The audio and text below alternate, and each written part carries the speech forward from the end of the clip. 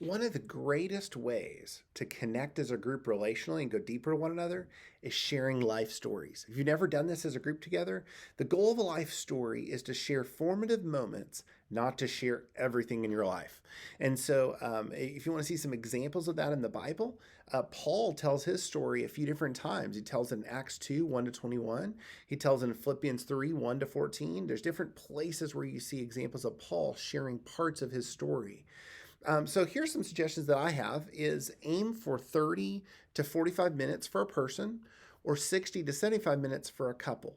So when I'm doing it, Sarah and I will take about an hour to do ours together. And I'll start with just me going, me growing up until I met Sarah. Then I'll pause, let her go till she grows up wherever she did and when we met. And then we tell the rest of our story together. And I highly recommend use pictures.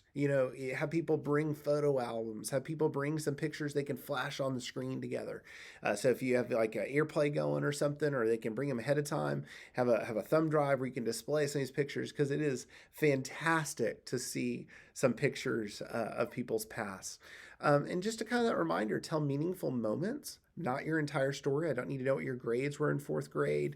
What I need to know is what are the formative moments that would really help you understand where a person is and why they are the way they are. Talk about key people that shaped you and what their impact was on your life. So people like my dad, and how did that shape me, and my mom, how did that shape me, and Pastor Gary, and how did that shape me, and different ways of talking about key people that shaped you and how they impacted your life. Another really helpful one is, what were you before Christ? And what were you after Christ? That's a huge moment of your life when someone decides to give their life to Christ, and what transformation happened there.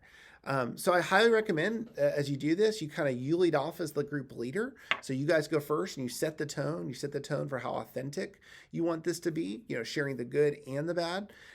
It's helpful maybe sometimes to set out a box of Kleenex ahead of time if that story is going to be shared, and it's going to hit some things that might get the emotions going. I highly recommend you preparing ahead of time so people write down at least bullet points or major things to hit. And so, yeah, model it and then get a schedule and go around the circle and have a season of bonding where you get to really hear people's life stories and give God the glory for what he's done in each and every one of us.